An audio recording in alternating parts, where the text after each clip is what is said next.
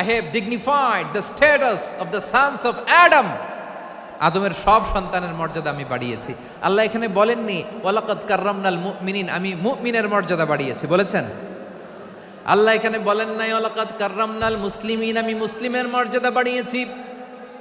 আল্লাহ বলেছেন ওয়ালাকাদ কাররামনা বানি আদম, আমি বনি আদমের সম্মান বাড়িয়েছি, হোক সে মুমিন কিংবা কাফের, মুসলিম কিংবা মুশরিক, আস্তিক কিংবা নাস্তিক, আরব কিংবা অনারব, যেই হোক না কেন আদম সন্তান সবগুলার মর্যাদা বাড়ায় দিয়েছে কে?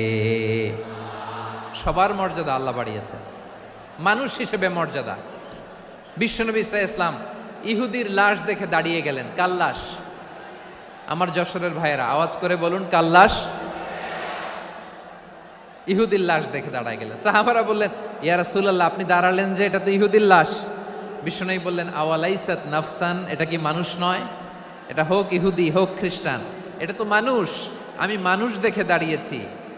আই স্যালিউট দ্য হিউম্যানিটি, আমি মানবতাকে সম্মান করেছি। পড়েন সুবহানাল্লাহ। তাহলে এই জমিনে মানুষের মর্যাদা বেশি, হোক আস্তিক হোক নাস্তিক, হোক মুমিন কিংবা কাফের। আদমের সন্তান হলে, মানুষ হলেই তার মর্যাদা বাড়িয়েছে কে? আমার কলিজার টুকরা যশোরের ভাইয়েরা, মানুষের মর্যাদা আল্লাহ এত বাড়িয়েছেন, মানুষ জীবিত থাকলেও যেমনি মর্যাদাবান, মরে গেলেও মর্যাদাবান। সুবহানাল্লাহ পড়েন।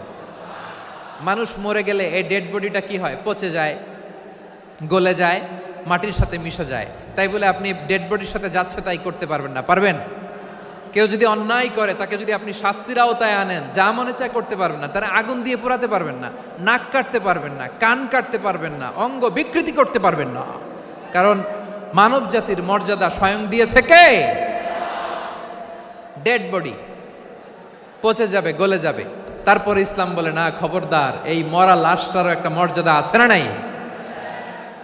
ইসলাম বলে এই লাশটা গলে যাবে, পচে যাবে, কিন্তু এটার অমর্যাদা করো না। কর্পূর দিয়ে, খেজুর পাতা দিয়ে, এটাকে ওয়ার্ম ওয়াটার দিয়ে, গরম পানি দিয়ে ধৌত করো। সাদা শুভ্র ধবধবে কাপড় দিয়ে লাশটাকে তুমি কাভার করো। তারপরে খাটিয়ার মধ্যে লাশটাকে রেখে বিশাল একটা প্রোগ্রাম করো, একটা ফিউনারাল প্রোগ্রাম করো।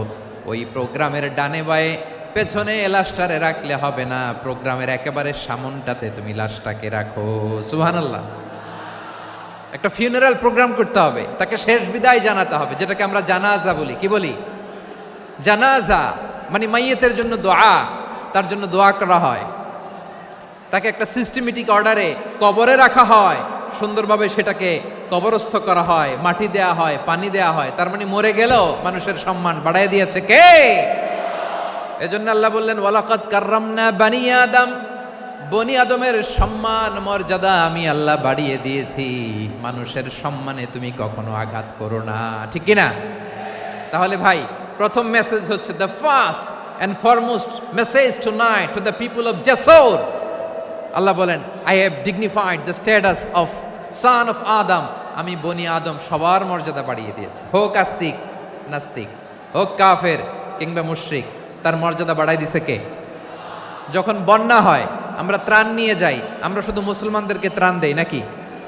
হ্যাঁ, আমরা মুসলমানকেও দেই, অমুসলমানকেও দেই, হিন্দুকেও দেই, বৌদ্ধকেও দেই। যেখানেই মানবতা বিপন্ন, সেখানে ইসলামের হেল্পিং হ্যান্ড আছে না নাই? সুবহানাল্লাহ। কি দিন আমরা পেয়েছি, কি বিধান আমরা পেয়েছি। ওয়ালাকাদ কাররামনা বানি আদম, আমি বনি আদমকে সম্মানিত করেছি।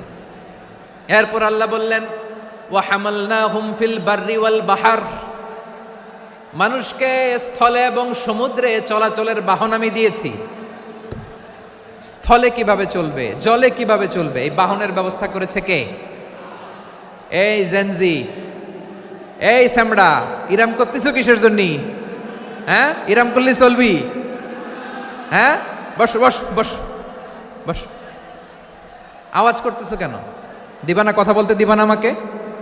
তো এইটা বুঝি তোমাদের ভালোবাসার নমুনা? তোমাদের ভালোবাসার কারণে যদি আমি কোথাও দাঁড়াতেই না পারি, কোথাও বসতে না পারি, কোথাও দুটা কথা বলতে না পারি, এই ভালোবাসা দিয়ে কি হবে আমার? বরং ঘামতে ঘামতে ঘর্মাক্ত হব, রক্তাক্ত হব। কিন্তু সেন্ট্রাল থেকে, সেন্ট্রালি যে ইনস্ট্রাকশন আসবে, সেই ইনস্ট্রাকশনের এক চুল আমরা ডানে বায়ে যাব না।